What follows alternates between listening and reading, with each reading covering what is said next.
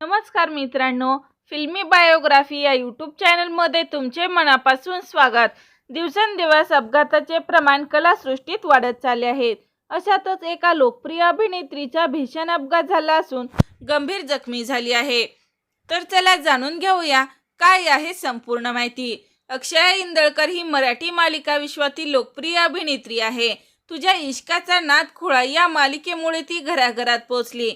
सध्या अक्षया ही झी मराठी वाहिनीवरील पुन्हा कर्तव्य आहे या मालिकेत वसुंधराच्या भूमिकेत पाहायला मिळत आहे। नुकतंच दिलेल्या मुलाखतीत तिने तिच्या अपघाताविषयी सांगितले आहे। पुन्हा कर्तव्य आहे या मालिकेपूर्वी मी एक मराठी मालिका केली, त्यानंतर हिंदी मालिकेमध्ये काम करण्यास खूप प्रयत्न केला, मालिकाही मिळाली, मात्र त्या मालिकेच्या ऐन मुहूर्ताच्याच दिवशी माझा भीषण अपघात झाला।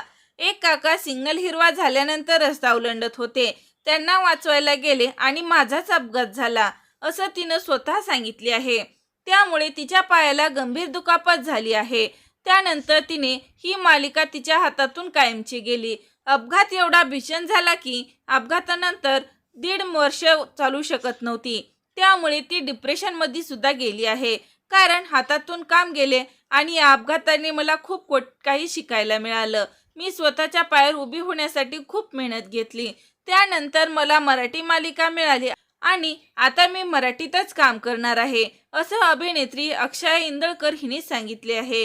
तर मित्रांनो, अक्षया इंदळकर ही लवकरात लवकर बरी व्हावी आणि पुन्हा कलाक्षेत्रात पुनरागमन करावे हीच ईश्वरचरणी प्रार्थना करूया।